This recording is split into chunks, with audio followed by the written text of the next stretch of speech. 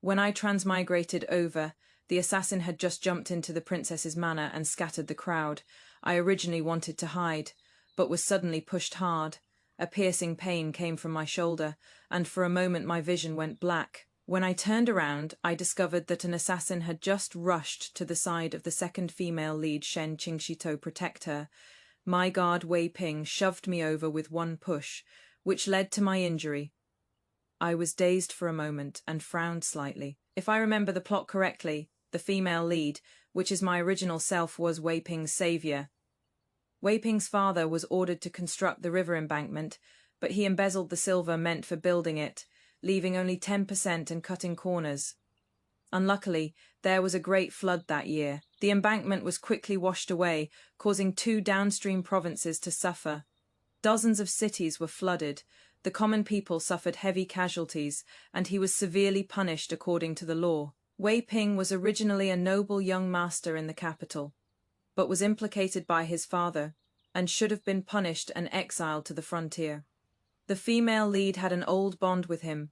Seeing how pitiful he was, she secretly rescued him and kept him in the manor as a guard. But Wei Ping always harbored resentment toward the emperor, who was also the female lead's father, and by extension came to resent the female lead as well.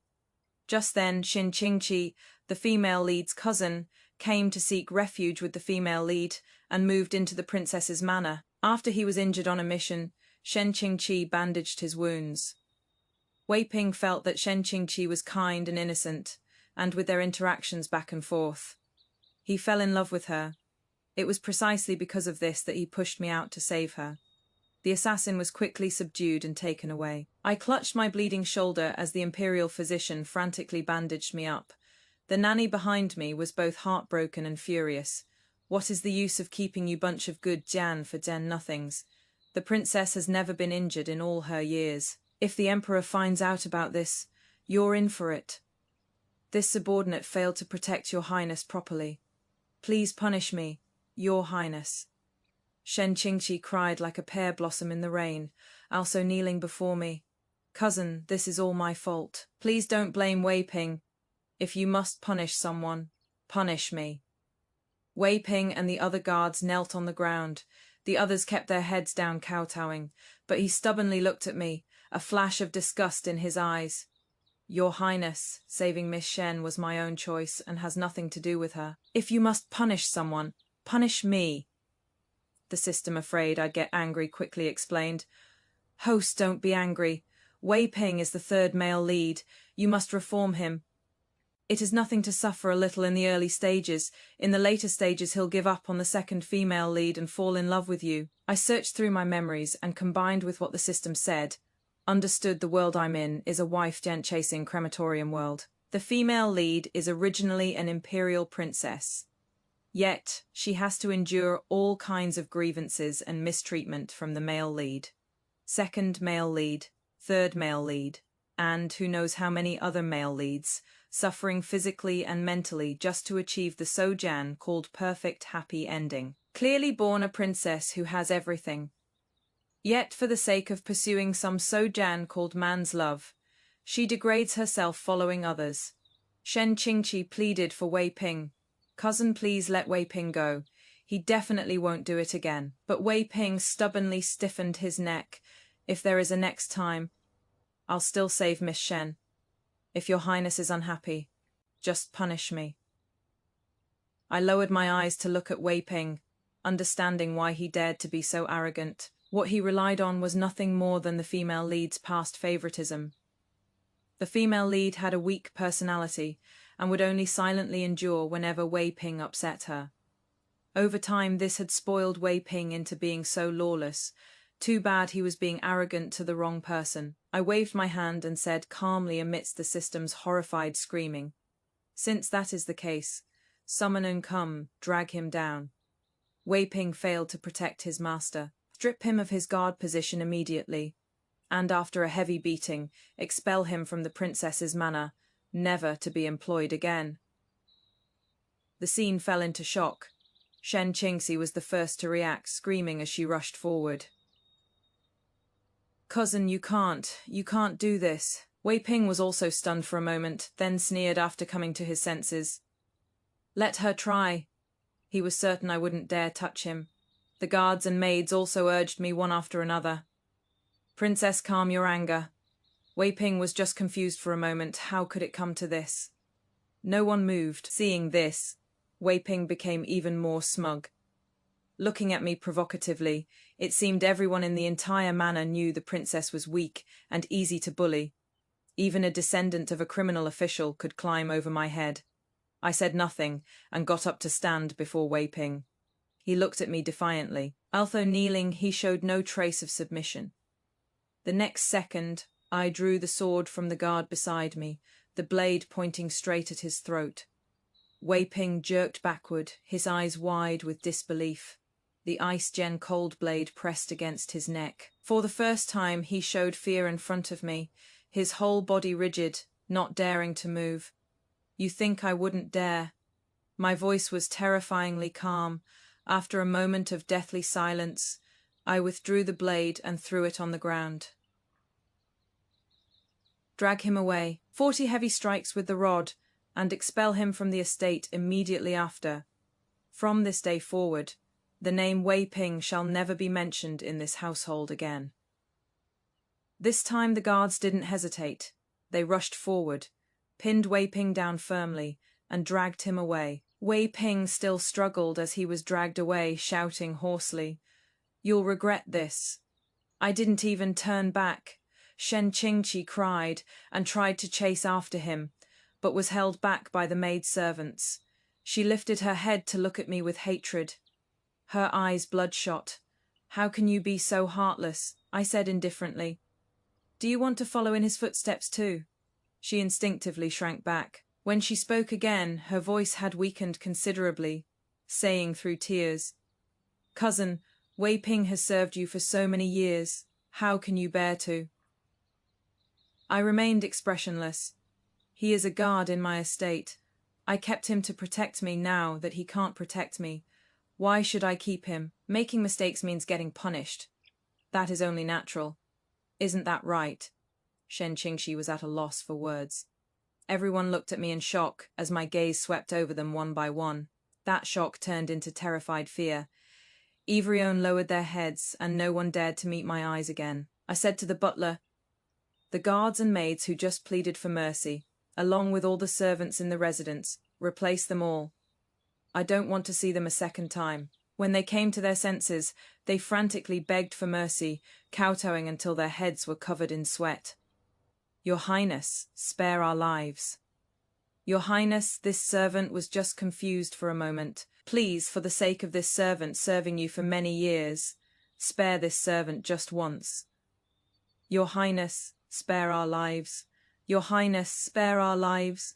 This servant will never dare again." I glanced at the butler. The butler dropped to his knees with a thud, cold sweat streaming down his forehead.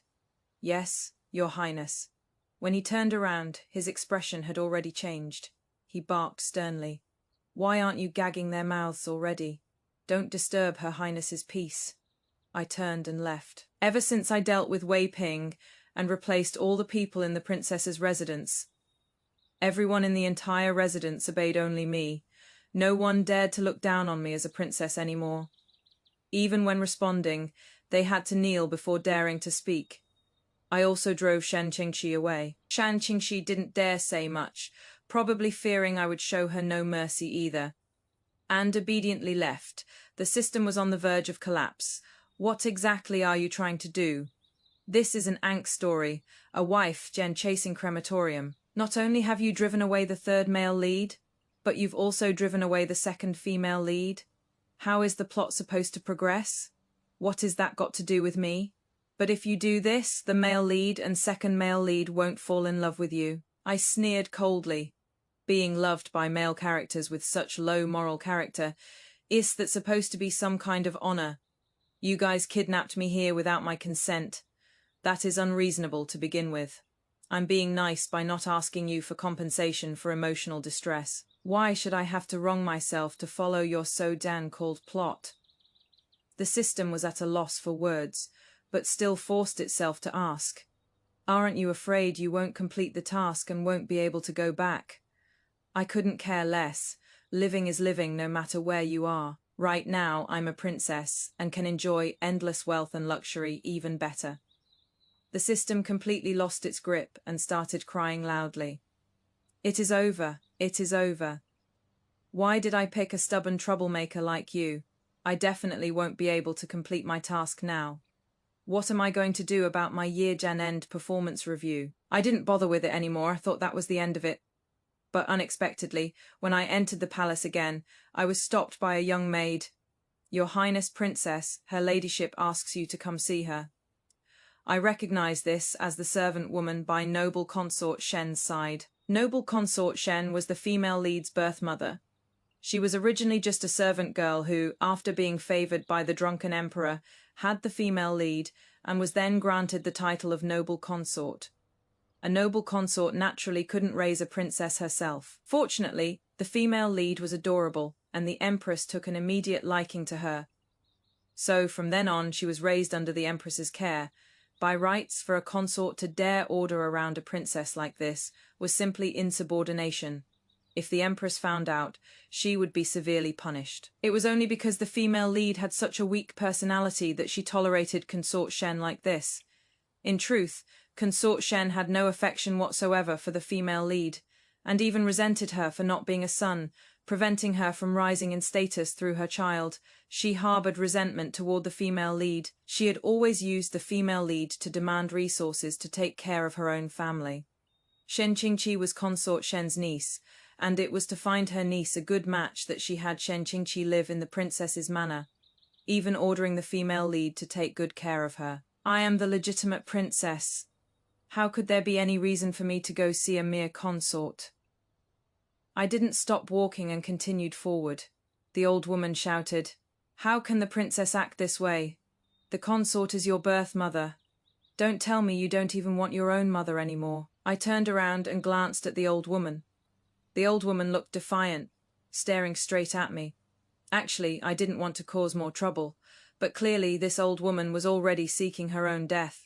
She had followed consort Shen for many years, and usually considered herself half a master, showing absolutely no respect for the female lead. This princess. I was too lazy to say more and waved my hand. Drag her away, slap her mouth 20 times, then send her to the laundry bureau for hard labor. At this, the maids and matrons behind me all moved swiftly, without a single word of nonsense, rushing forward to pin down that old woman. The old woman was shocked, then wailed and cried out, "I am your mother's attendant. You can't do this. The noble consort will not let you off if she finds out. Let me go." Even a mere servant woman dares to speak to me like this, which shows just how weak the original owner of this body was, to actually be bullied and trampled on by servants. The nanny sternly rebuked and ordered people to hold her down, stuffing a handkerchief into her mouth so she could only make muffled sounds. Just as the commotion was in full swing, noble consort Shen came hurrying over. "What nonsense are you causing? Hurry up and let Nanny Li go." Nanny Li committed insubordination and showed disrespect to this palace. This palace's punishment of her is merely to make an example. Nanny Li forcefully spat out the handkerchief in her mouth, and from who knows where found the strength to rush over and grab onto noble consort Shen's legs, wailing loudly, "Noble consort, save me." Noble consort Shen said to me furiously, "How can you be so heartless? Do you know that Nanny Li has served me for over 10 years? I'm here today. Let's see who dares to touch her. And Qingxi, she is your own cousin. She came all this way especially to seek refuge with you. How can you drive her out? Hurry up and have someone invite her back. Properly apologize and make amends to her. Tell her you were confused before and your heart was blinded, that it wasn't intentional. I think it is you, noble consort Shen, whose heart is blinded by lard. The mother on this palace's jade register is Her Majesty the Empress, and the phoenix seal stamped on the golden tur of the central palace. You a mere noble consort. Since when did you become my mother? Lady Shen's face turned from red to white, then from white to green. Her lips trembling, she pointed at me. You unfilial daughter. If I hadn't carried you for 10 months and given birth to you, would you have the wealth and glory you have today?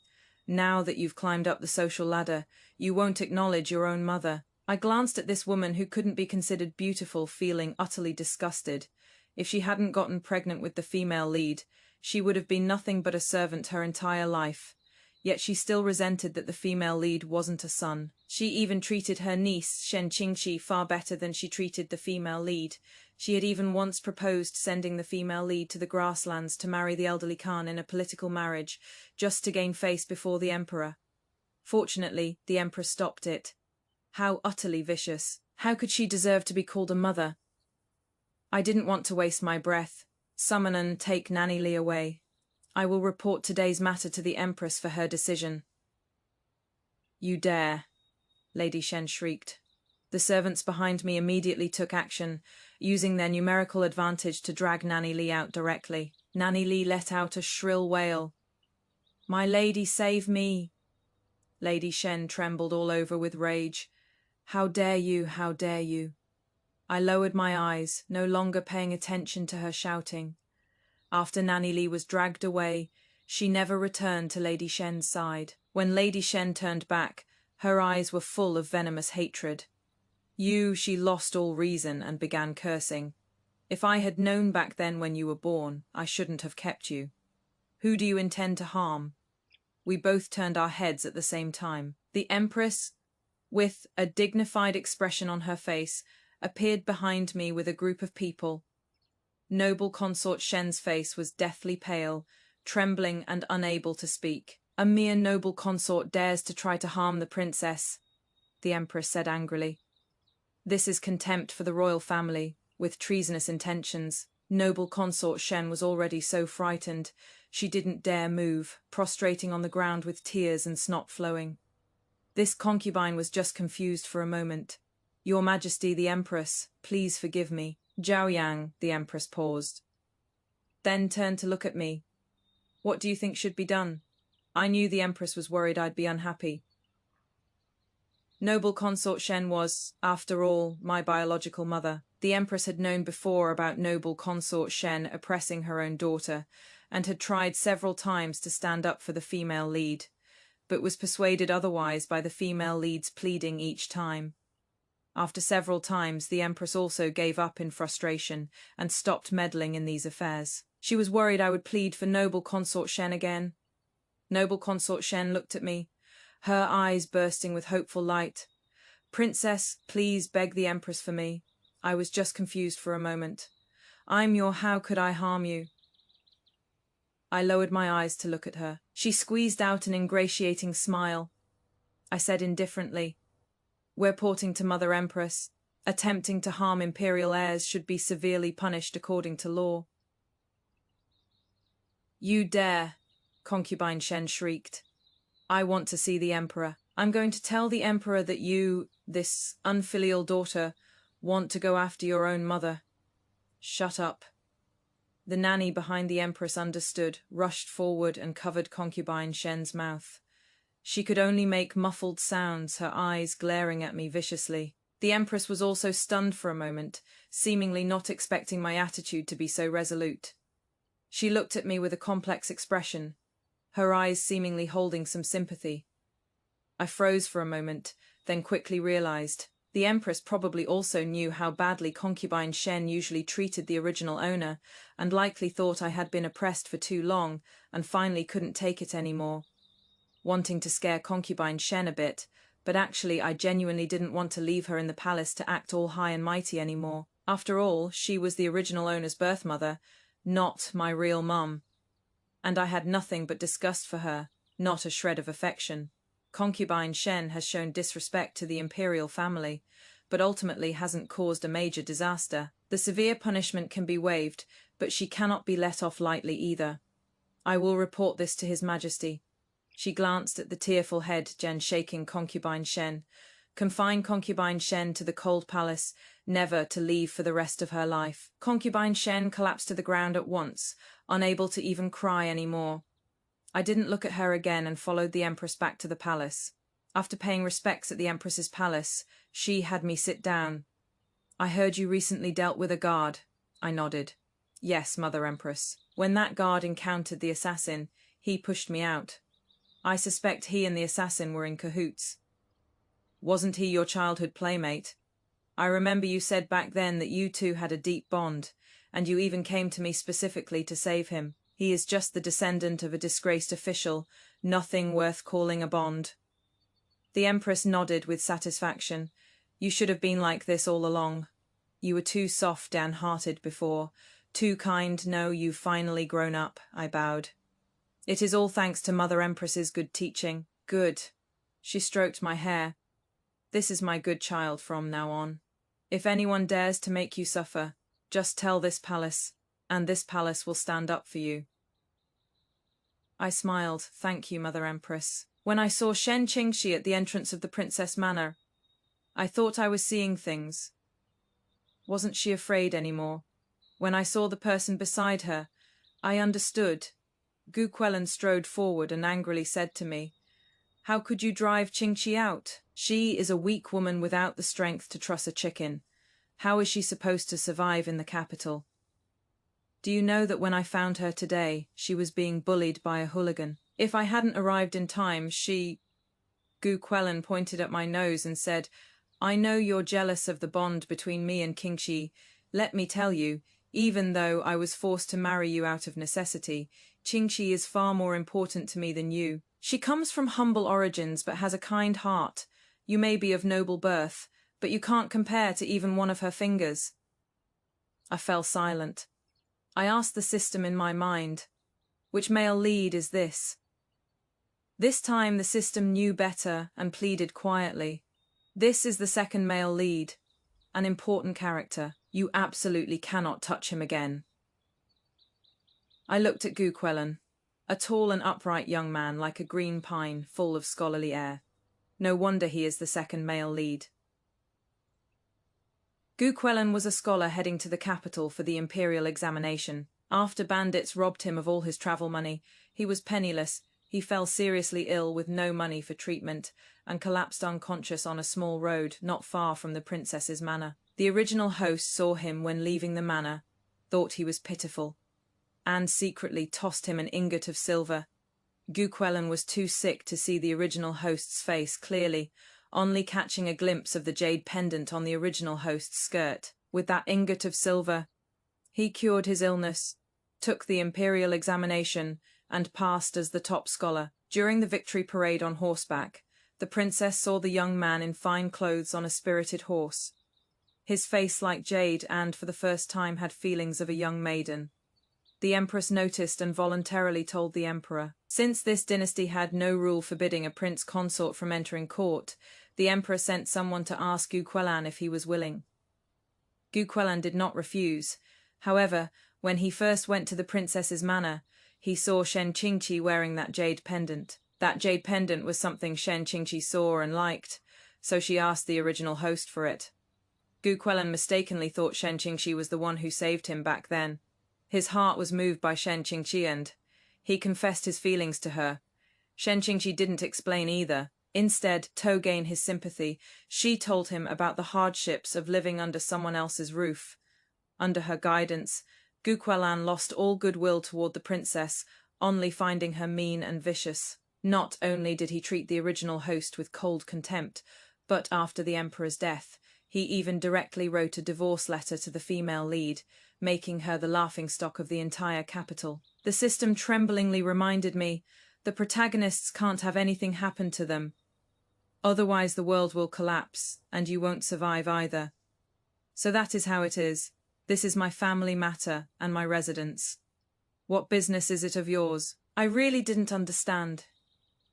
If you pity her, you can naturally take her to your residence to care for her.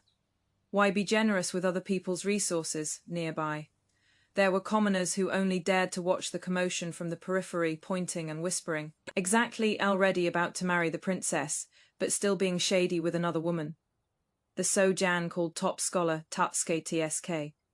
What a case of being generous with other people's resources. Isn't that exactly what it is? Gu Quellan's expression darkened. Qingxi is your cousin. You inflicted cruel torture on her, and now you're even driving her out. How can there be such a cold, Jan-hearted woman like you in this world? I laughed. Shen Qingxi said, crying, I didn't. You're even throwing dirt on her. Gu Quelin flew into a rage. Do you know how important reputation is to a woman? What a vicious mind you have. I know you're just jealous of my feelings for Qingqi. I'm telling you, Song Zhaoyang, you've already promised Qingqi that I'll marry her as an equal wife.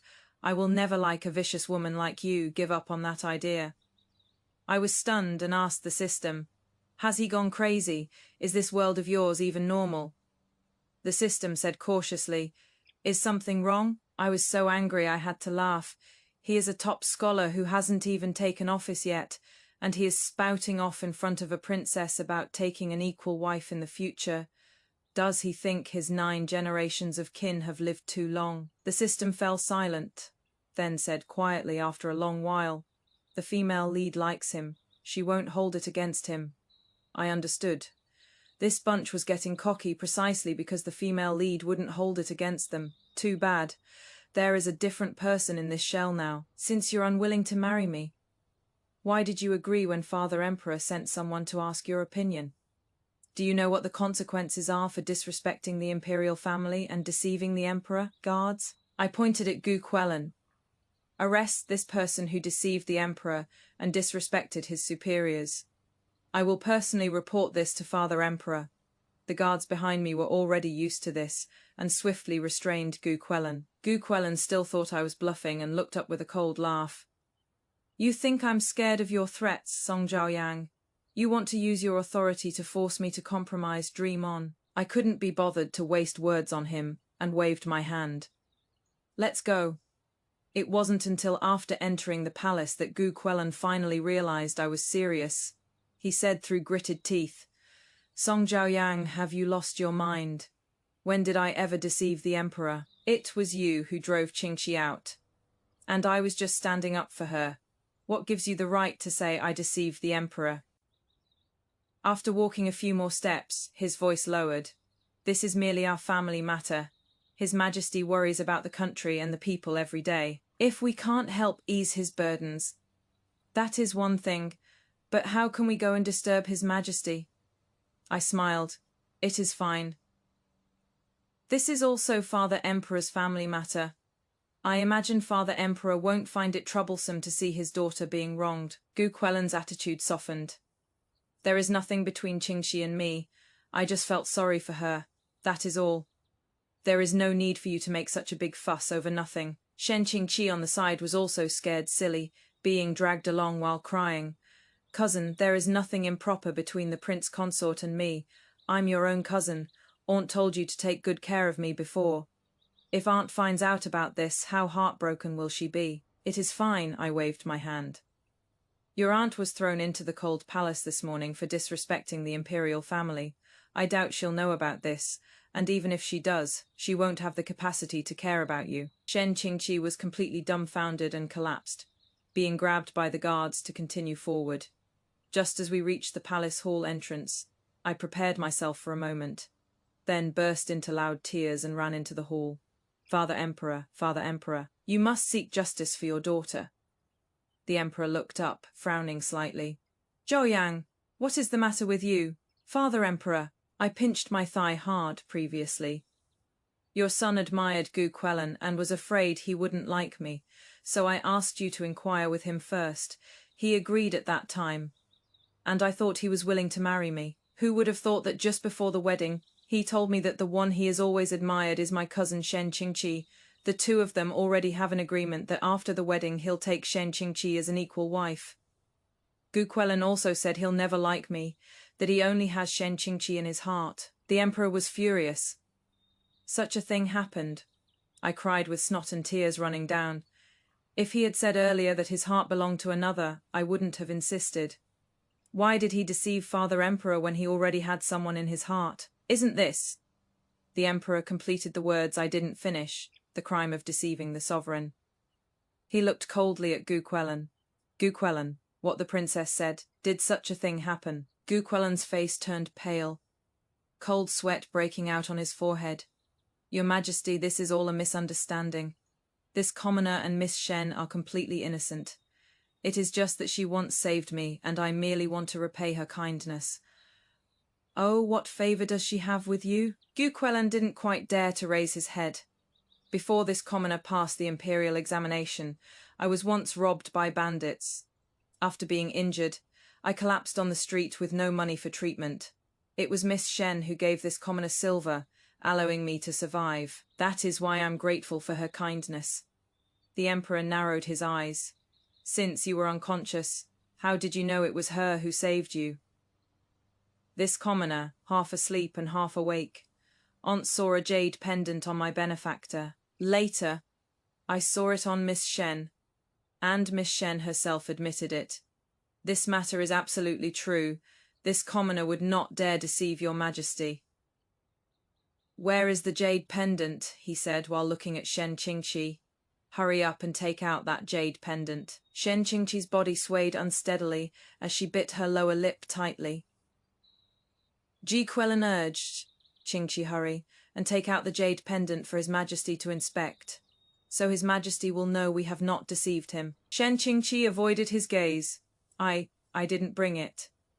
You clearly brought it. Gu Quelan became anxious. I just saw it earlier. The emperor looked at Shen Qingqi. Shen Qingqi's face turned deathly pale, and she could only take out that jade pendant. The eunuch quickly presented the jade pendant. Your Majesty, please inspect it. The emperor glanced at it and quickly recognized it. Isn't this Zhao Yang's jade pendant? This was bestowed upon her by me on her birthday. Why has it ended up in someone else's hands? Shen Qingqi's entire body began to tremble. I choked up and said, A few days ago, Miss Shen said she liked it. Your son told her it was bestowed by imperial father, but noble consort Shen said that Shen Qingqi is your son's cousin, that it is just a jade pendant, and accused your son of being stingy and harsh toward family. She cried and forced your son. Your son truly had no choice. I kowtowed deeply. The emperor obviously knew the original's weak personality, and knew this was something the original would do, and did not doubt it in the slightest. Only Ji Quelan was stunned. He whipped around to face me, his voice hoarse.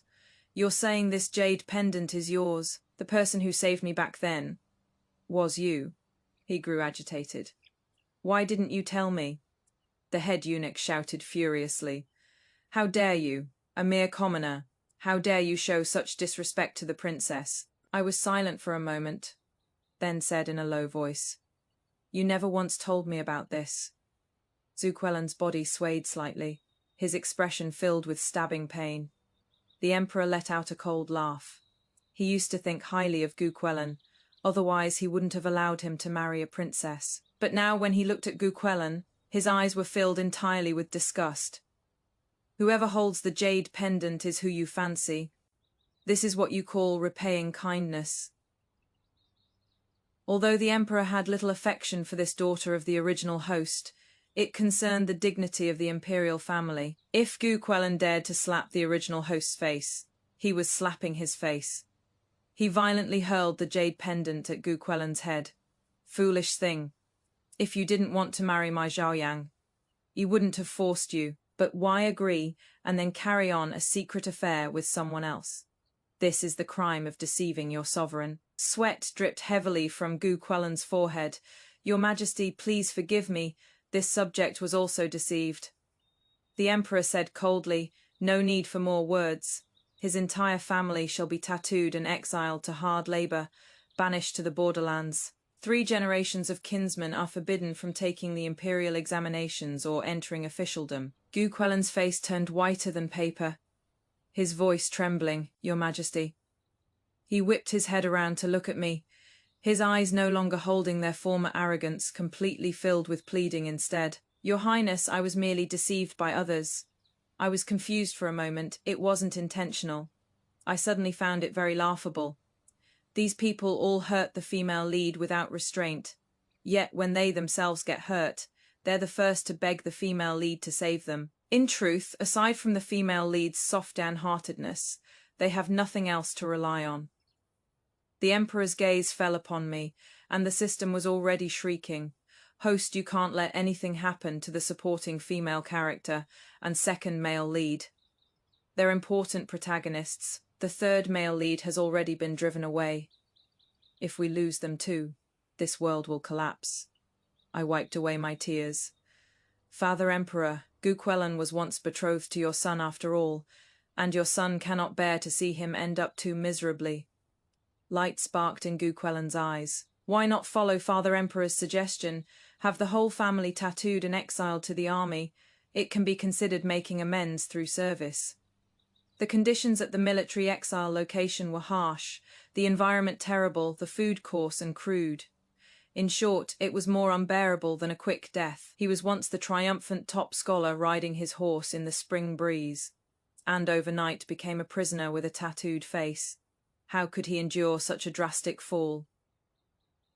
Gu Quellan's face turned ashen as he collapsed limply to the ground. As for Shen Qingxi, I glanced at her. Since she is your son's blood relative after all, why not just exile her to the borderlands as a slave? Shen Qingxi's eyes rolled back, and she fainted on the spot.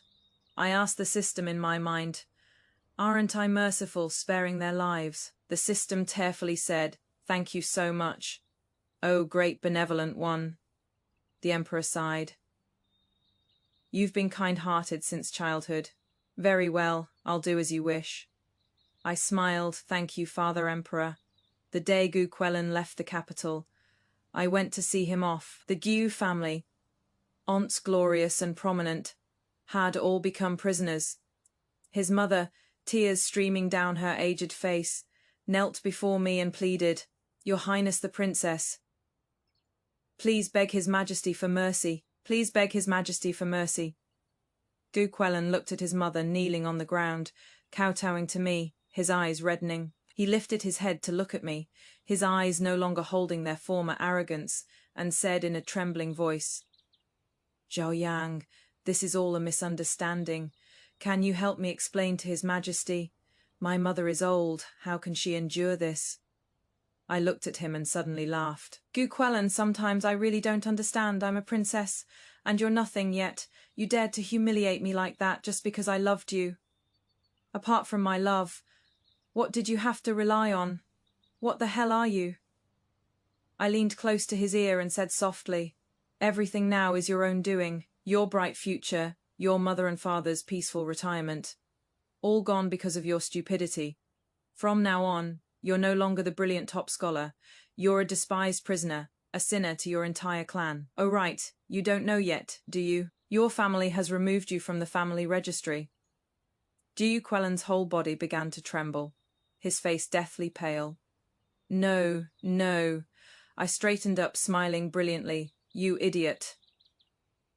With that, I turned and left. Behind me came Gu Quellan's hoarse wail.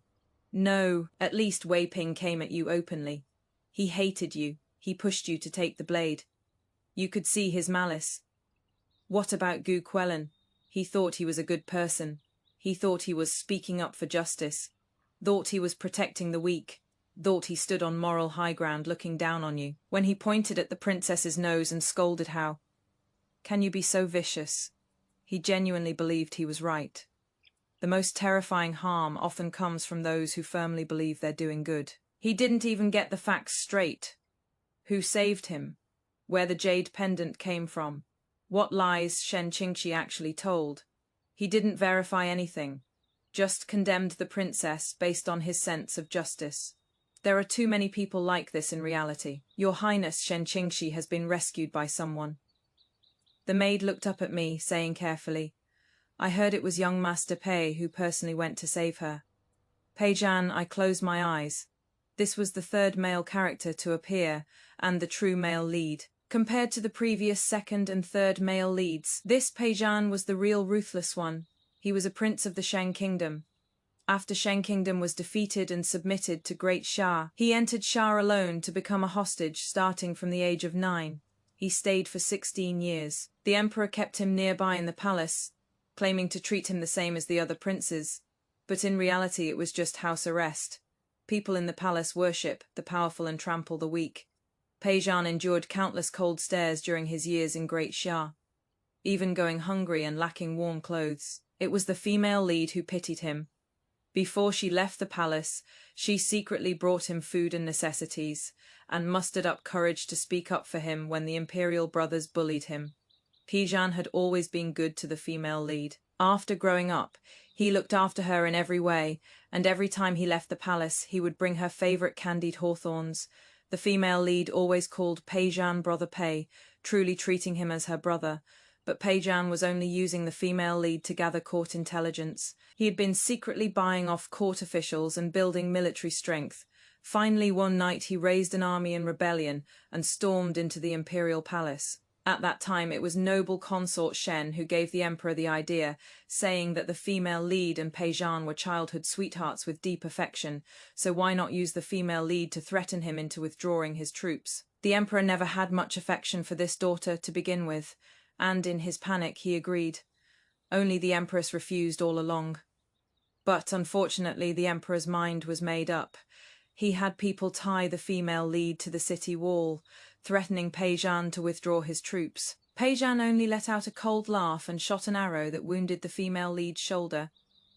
Later, Pijan ascended the throne and became emperor.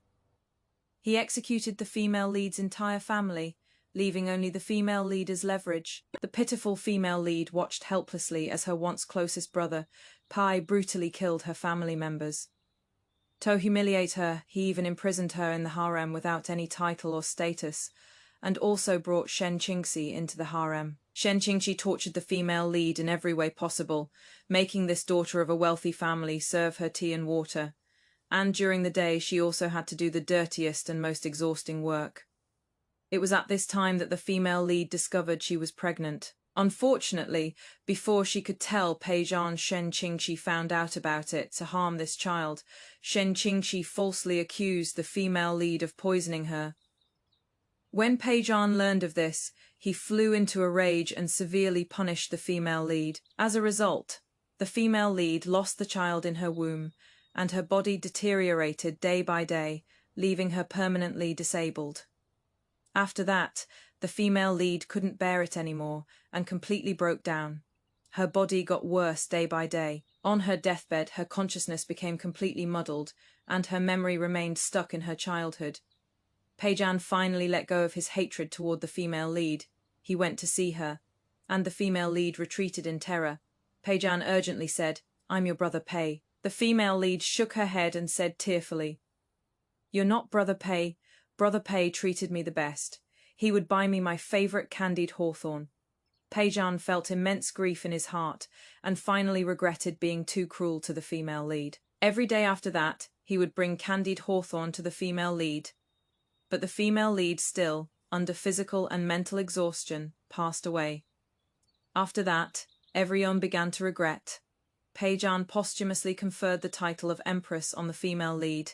His hair turned white overnight. Gu Quelan, who had helped Pijan raise his army, also hated Pijan for harming the female lead and began to oppose Pijan at every turn. He erected a cenotaph for the female lead in the peach grove she used to love most. It was inscribed with "Beloved wife Xiaoyang." Wei Ping took the female lead's belongings, carried them with him, and wandered the world. The plot ended here, and the system said proudly, "How about it? The emotional pull is quite strong, right? This is our best wife Jen chasing crematorium plot. Everyone loves it." I lowered my eyes and smiled without saying anything. Pijan, he has already found his path to death. When I found Pijan, he was practicing calligraphy. You rescued Shen Qingxi. I got straight to the point. From beginning to end, Pijan had no feelings for Shen Qingxi. He kept Shen Qingxi only because he knew the female lead disliked this cousin of hers, using Shen Qingxi to humiliate the female lead. At the end of the original plot, after Pijan's wife Jen chasing crematorium, he also sentenced Shen Qingxi to severe punishment to vent his anger. This person's love, from beginning to end, was only for himself. Pijan smiled at me. "Isn't she your cousin? Going to that kind of place, I was afraid it would affect your reputation. I just bought candied hawthorn. Have a taste." As he spoke, he personally took down the candied hawthorn. He didn't mind that the sugar syrup dirtied his slender, fair fingers, a smile playing at the corners of his mouth. I have to say, he really is worthy of being the male lead. His appearance is truly excellent, elegant and refined, like jade trees looking like the very picture of noble serenity. His smile is full of gentle sincerity. No wonder the female lead foolishly took him for a real brother, and even helped him count the money after being sold out. Take these candied hawthorns, for instance. He has persisted for 10 years without fail, having them ready whenever the female lead shows up. What ordinary person would have this kind of patience? If he doesn't succeed, who will? Seeing I didn't take it, Peijan's smile faded slightly. Are you upset that I saved your cousin? Then I'll send her back. I did it all for you anyway. I smiled. No need. Since you've brought her back, just take good care of her for me. I glanced at the table, Brother Pi. You practicing calligraphy? Peijan discreetly put away a letter from the table. Yes, I haven't tidied up yet. It is a bit messy. Do you want to join me? Sure. I sat at his desk and watched him practice calligraphy. Peijan was extremely cautious. Every day he drank wine and composed poetry, went on spring outings and literary gatherings, putting on the appearance of a refined gentleman untainted by worldly affairs, even fooling the emperor. Even with the female lead, he concealed everything flawlessly. I went to his place for a whole month straight, but didn't catch any evidence of his rebellion. Fortunately, though, I know the plot from the people he promoted after ascending the throne. I can roughly deduce who is colluding with him even now. I began to get close to the emperor, making soup for him every day and sending it over. The emperor was lukewarm toward me at first. The original owner had a timid and introverted personality, never standing out. So he had no real feelings for this daughter. But I persisted in going every day, deliberately learned massage techniques from the Imperial Medical Academy, and massaged his head and combed his hair when the emperor had headaches. All hearts are made of flesh over time. The emperor's eyes showed a trace of warmth when he looked at me. Once, after reviewing memorials, he flew into a rage and swept everything on the table to the floor, breathing heavily as he said, "Outrageous! A bunch of bastards. I'll deal with them sooner or later." The emperor was old and muddled and headed. The court was in chaos. Otherwise Peijan wouldn't have had an opportunity to exploit. Now there were rebellions everywhere. Former vassal states were watching like tigers eyeing their prey. The people were suffering and smoke of war rose on all sides. Court officials formed cliques for personal gain, all urging the emperor to establish a crown prince soon. The emperor felt keenly his advancing age and declining health, yet his sons grew younger and more vigorous. He became increasingly furious about the matter of choosing an heir. They all hope I'll abdicate sooner. Zhaoyang, the emperor, turned to look at me, his expression dark. Do you also think I should establish an heir soon? Who do you want me to make crown prince? My heart shook, but my face remained calm. Father Emperor is in the prime of life. Why rush to establish an heir? This daughter feels that each of my brothers has his strengths, but they are all too young after all. How can they shoulder such great responsibility? I walked over and gently rubbed the emperor's head. They're just a bunch of stubborn old fools. Why should Father Emperor listen to their nagging? In your son's opinion, Father Emperor is still young and vigorous. Only Father Emperor can steer this great ship of the realm, and the common people love and support only Father Emperor. You really don't need to discuss establishing an heir so early. The Emperor paused for a moment, and I could feel his tense body finally relax. He let out a long sigh. A daughter is still the best. From then on, the Emperor's health declined day by day. He didn't know that the head eunuch he trusted most had long been bought off by Peijan, who tampered with his meals every day, making his body weaker day by day. I didn't tell him for a father who could tie his own daughter to the city wall to threaten others into retreating. I really had nothing to sympathize with, and a weak emperor was more useful to me than a healthy one. After the emperor started having dizzy spells and blurred vision, he no longer read memorials himself, but had me read them to him every day. He would even have me help him review and approve them. I was a princess, so he wouldn't be wary of me. Moreover, the empress's only prince under her knee, the first prince, had an arm severed by an assassin during a military campaign in his early years, losing any possibility of succession. Over these years, the empress never interfered in court affairs, and the first prince indulged himself in nature and mountains. To the emperor, either daughter under the empress's knee was indeed the person he could trust most. I thought things were progressing without anyone's knowledge. Until one day, the Empress summoned me to the palace. She dismissed everyone and asked me, "Jiayang, what exactly do you want to do?" I lowered my head obediently. What I want to do, Mother Empress should be well aware. The Empress gripped the armrest of her chair tightly.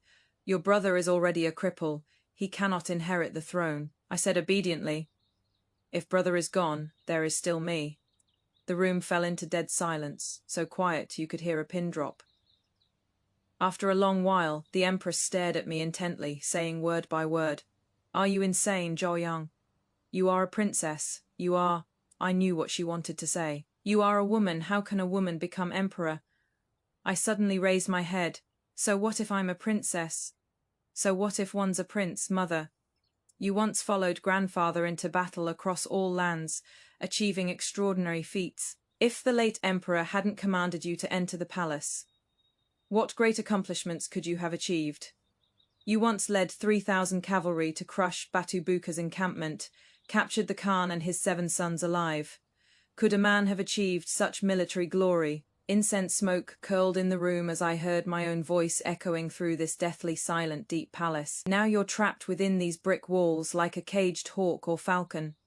Have you never once regretted it? Have you regretted it? Regretted it?" The echoes reverberated as the Empress stared at me in a daze. She opened her mouth, as if wanting to say something, but in the end, she said nothing. I didn't feel disappointed. A woman becoming emperor was something that had never happened in this timeline. Even though the Empress came from a military family, this idea was truly shocking and unprecedented to her. Before coming, I knew I might not be able to convince her, but I also knew she wouldn't betray me. In the original plot, when the female lead was tied to the city wall, only the Empress risked her life to save her. I also knew that the Empress had a troop of iron-armored guards left by her maternal grandfather, who were once his personal guards. Over the years, they had been kept dispersed and hidden in the manor on the outskirts of the city. The iron-armored guards could only be commanded by the Empress. They were the lifeline her father left for her. All these years, even the Emperor didn't know of the iron-armored guards' existence in the original plot, after Peijan staged his rebellion and imprisoned the female lead. The Empress had attempted to rescue her. Unfortunately, by then Peijan's plan was already accomplished, and nothing could be done. The Empress failed to save the female lead, and the iron-armored guards fought until only 100 or so remained, desperately escorting the Empress away. I knew the Empress had deep feelings for this daughter she had raised since childhood. I bowed deeply. "Mother Empress need not worry. I will take full responsibility for this matter. If I win in the future, I will honor you as Empress Dowager. If I lose, I will leave behind a suicide note, stating that this matter had nothing to do with you from beginning to end, and I alone will bear all the consequences." With that, I turned to leave. But as I stepped out of the palace hall, I heard a voice from behind me. The Empress seemed weary, her voice very light, yet very heavy. "Before your maternal grandfather left, he left me 5,000 troops. This is the tally to command them. Take it with you." I turned my head. She was extending her hand toward me. In the vast palace hall, only a beam of cold sunlight shone upon her palm. There lay a bronze tiger tally. The scene of the Empress handing over the tiger tally was too heavy. That armored guard unit was the last trump card her father left her, the only thing in her entire life that still remained in her hands and belonged to herself. Not that she didn't want to, but she didn't dare to. And couldn't. Using it would be treason, using it would be a dead end. She was a woman trapped in the inner palace, even with 5,000 armored soldiers. What could she do? Without righteous cause or foundation in the court, making a move would mean total loss. She endured her whole life, watching her husband grow incompetent, watching her stepdaughter get bullied, watching her once formidable abilities rust away bit by bit in the deep palace. She didn't say, "I support you." She didn't say, "You are right." She simply placed what she'd hidden her entire life into her daughter's hands. This was an aging hawk, giving its last gust of wind to the next bird about to take flight. With the Empress's help, my activities in the court became even more like a fish in water. Although the Empress's maternal family had long since handed over military power, after years of operation they still had some foundation. Many court officials that her maternal grandfather had recommended back then still had private contact with the Empress.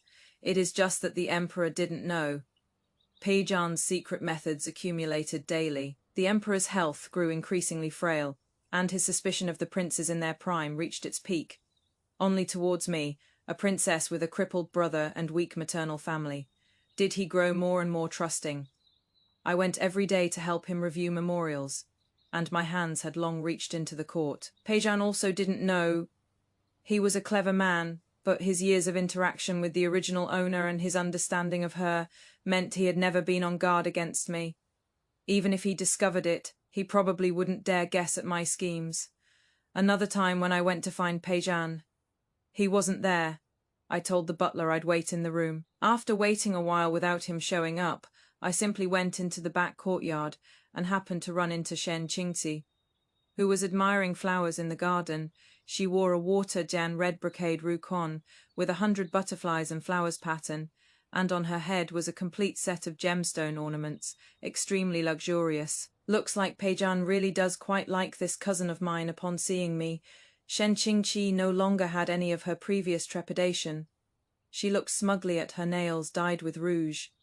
Your Highness never expected it, did you?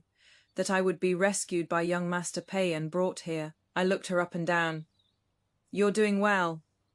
Of course, young Master Pei says he likes me very much and wants to give me proper status too. I said nothing. Shen Qingqi took my silence as heartbreak and said with a smirk, Zhao Yang, so what if you're a noble princess? Not a single man you like actually likes you back. Even if you use your power to pressure them, the one they all like is still me. She grew more and more delighted as she spoke, pressing closer step by step, with both hatred and pleasure. You think Peijan actually likes you? Do you know that every candied hawthorn he claimed he bought for you himself was actually bought by servants every time you leave? He goes to bathe in disgust. He doesn't like you at all. You fool, no man likes you. So what? I said calmly. Why do I need men to like me? I'm a princess. I can have whatever I want.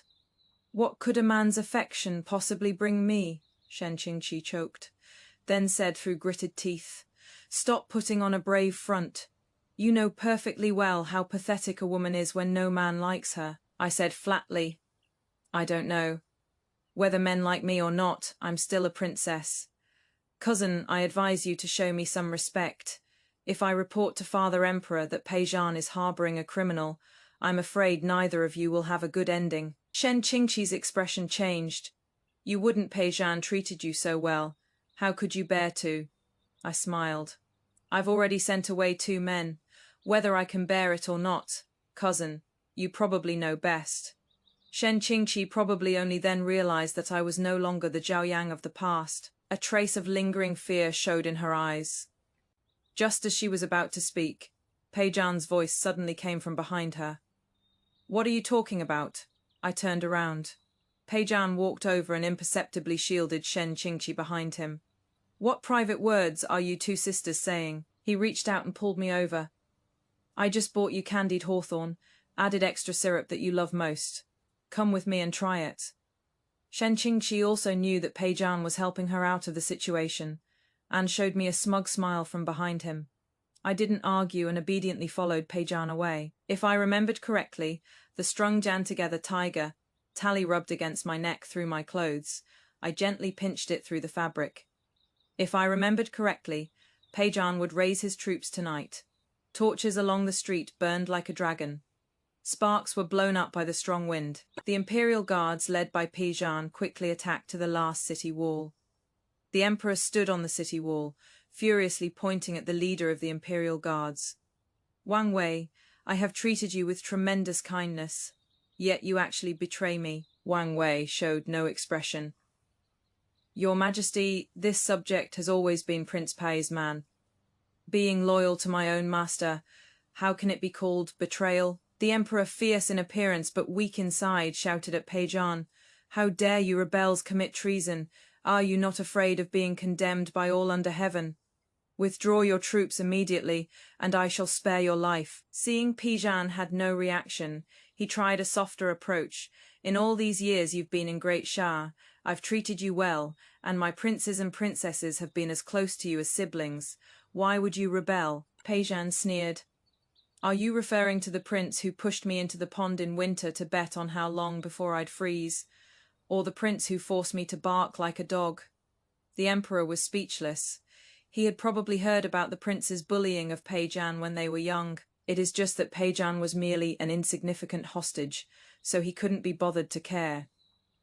What about my Zhaoyang then? Zhaoyang has always treated you like family. Her feelings for you are genuine. This time it was Pijan's turn to fall silent. He looked coldly at the emperor. Your Majesty has treacherous officials by your side. I've only come to remove the villains around the ruler. Please open the palace gates, or I'll have no choice but to attack by force. Everyone knew that removing the villains around the ruler was just an excuse. At this critical moment, someone spotted me, who had just arrived. Lady Shen, who had escaped from the cold palace during the chaos when no one was guarding it, pointed at me excitedly. Your Majesty, Pijan and Zhaoyang grew up together since childhood. They're childhood sweethearts. Why not tie her to the city tower to force Pijan to retreat? He'll definitely compromise. The emperor shouted angrily. Even a vicious tiger won't eat its cubs. She is your own daughter. Lady Shen's voice turned shrill. I can't bear to part with her either. But for your Majesty's sake, for your Majesty's realm, I have no choice but to sacrifice my own flesh and blood. The emperor looked at me with some hesitation. Having accompanied him for so long in this life, he ultimately had some feelings for me. Quietly gazed back at him after a moment. He closed his eyes and waved his hand, saying, Bind the princess to the city wall. I smiled. The evening wind howled. Me hair bun was blown loose, and dishevelled hair covered my eyes. I waved my hand. A hidden arrow shot out from the darkness behind me. The emperor, caught off guard, fell to the ground. The eunuch behind him cried out in alarm. Your Majesty, the traitor has assassinated the emperor. Follow me to protect his Majesty. My voice rang out through the night sky, amidst everyone's shocked gazes. Orderly footsteps and charging sounds came from behind me. Protect his Majesty. Follow Her Highness to protect his Majesty. The Empress's iron armor army charged into the battlefield. The soldiers who had once fought on the battlefield carried a bloodthirsty aura. Although Pijan had planned ahead, the Imperial Guards had never been on a real battlefield. Before long, they were utterly defeated by the iron armor army, abandoning their helmets and armor. I ascended the city wall. The iron armor army general quickly stepped forward and knelt on one knee. Your Highness, a group of dragons cannot go a day without a leader. Right now, only Your Highness can take charge of the situation for His Majesty. Please ascend the throne. Everyone was in uproar. Consort Shen pointed at me. She is a woman. How could she possibly become emperor? Have you gone mad? The ministers who had come to protect the emperor also accused me one after another. A hen crowing at dawn brings chaos to the realm. How can a woman ascend to the throne? This is utterly absurd. Some of my advisors also spoke up for me. The princes are unfit for such responsibility. If not for Your Highness tonight, this realm would have changed hands. Why shouldn't Your Highness ascend to the throne? Your Highness turned the tide and saved the day, with a heart for the realm and the love of the subjects. If His Majesty were still here, he would surely have passed the throne to Your Highness. Preposterous. There has never been a precedent of passing the throne to a princess. Well, won't there be one now? A censor surnamed Shi stepped forward and pointed at me, cursing. How can the princess break the rules set by our ancestors? Raising a private army is already a grave crime.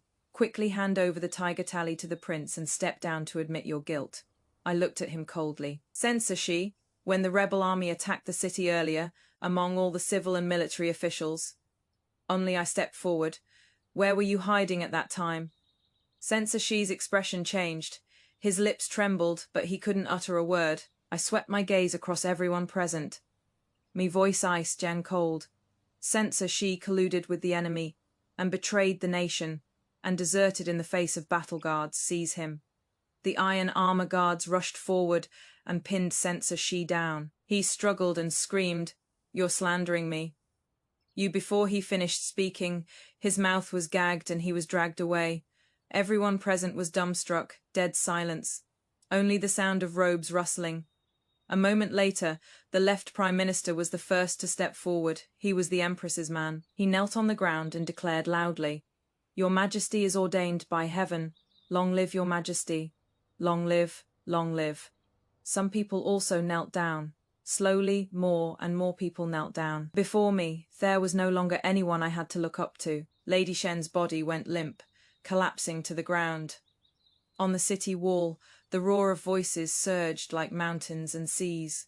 "Long live our Emperor! Long live, long live!" Below the city wall, Peijan had already been taken into custody. He lifted his head, looking at me in disbelief. I walked to the Emperor's side and gently closed his eyes. "Father Emperor, I will guard this realm for you. Rest in peace." When I saw Peijan again, I had already firmly secured my seat on the dragon throne. Peijan was better than I had imagined. Even imprisoned, he wasn't that disheveled. He maintained his dignified bearing. Upon seeing me, he didn't beg me to let him out, but only lowered his eyes and said, "Zhaoyang, how have you been these days?" "Not very well." I was speaking the truth. There had been far too many matters to handle recently. Lady Shen, for showing contempt toward the imperial family and bewitching the late emperor, had been permanently confined, never to see daylight again for the rest of her life. I came too late.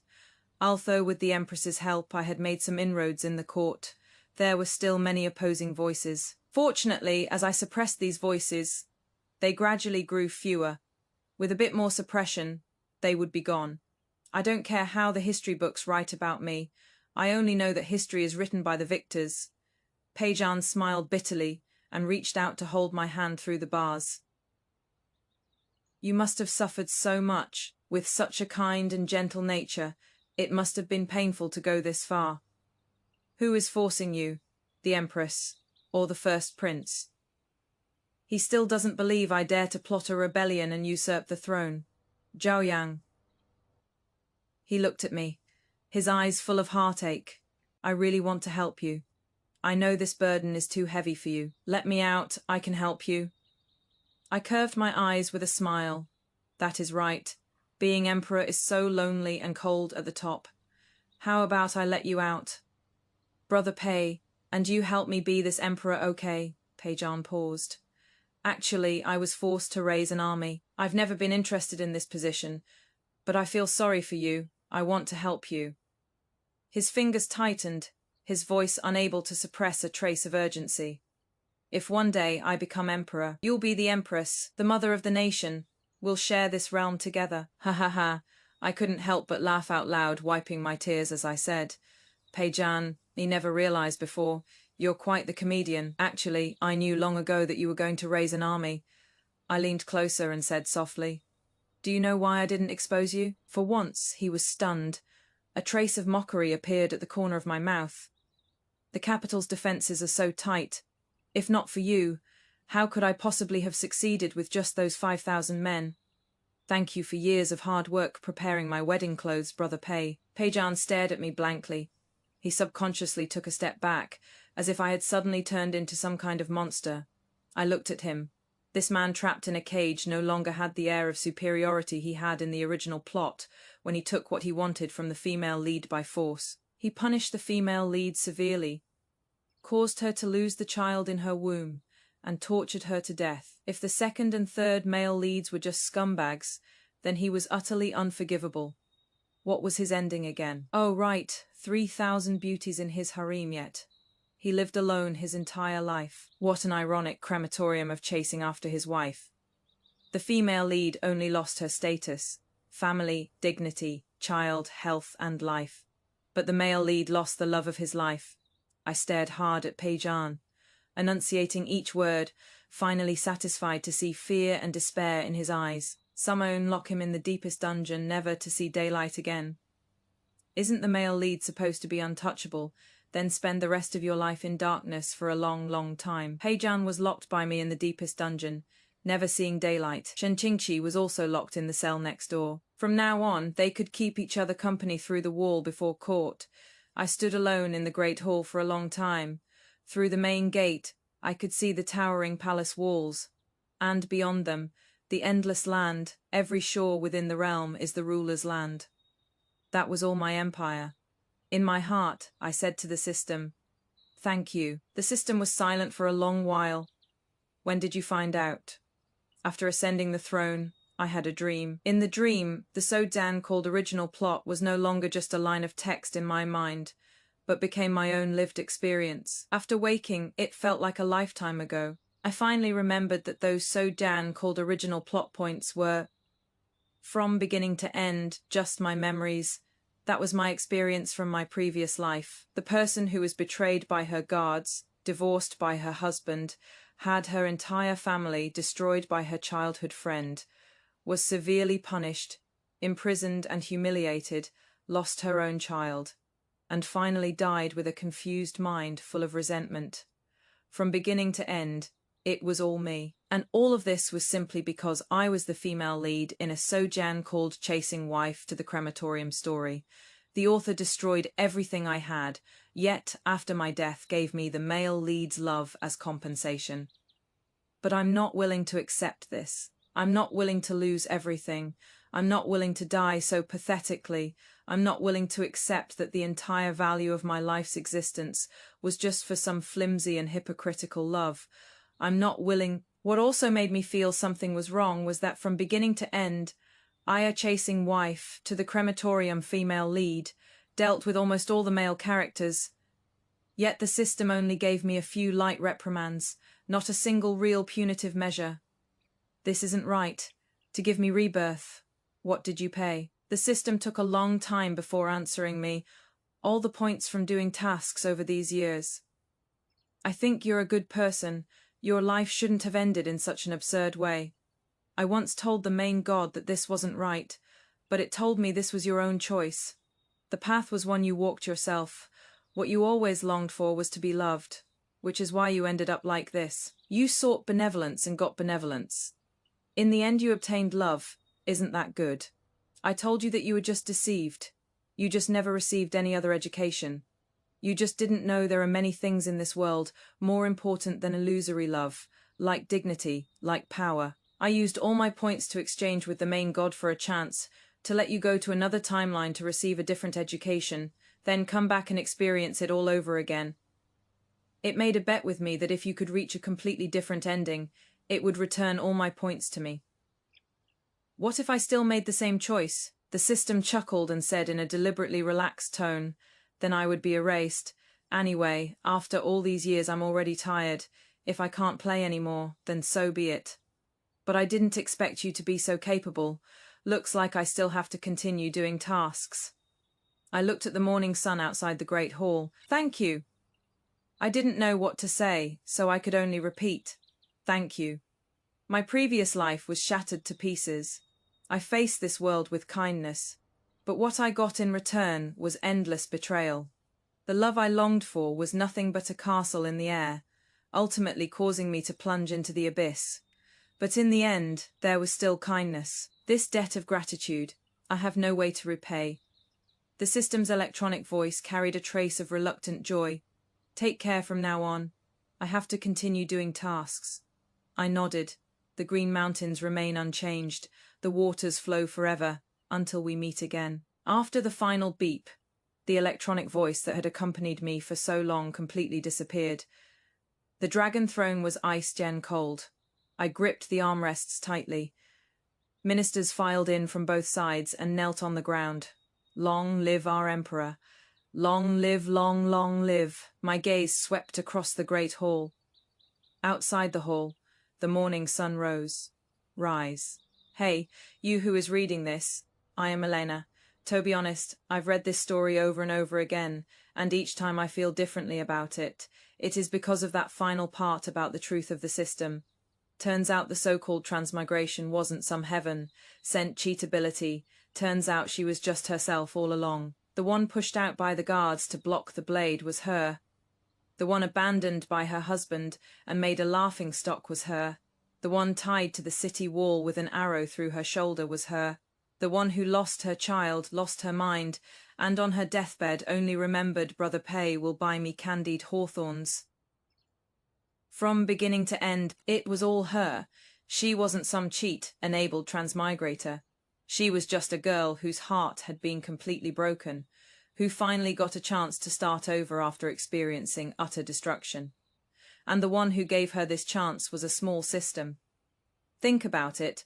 What did the system say? The main god said this was her own choice. What she craved was to be loved. She got what she asked for. In the end, she received love. Isn't that good? The system answered for her. No, it is not. You were just blinded. You just never received any other education. You just didn't know there are many things in this world more important than illusory love. Friends, I want you to read this passage carefully 3 times. From childhood, we've been taught to be kind, be gentle, be considerate, be tolerant, sacrifice for love. No one tells us. Kindness needs to have a bottom line. Gentleness needs to have armor. And love is not the entire value of your life. No one tells us. When someone repeatedly hurts you, leaving is not cold-heartedness. It is self-rescue.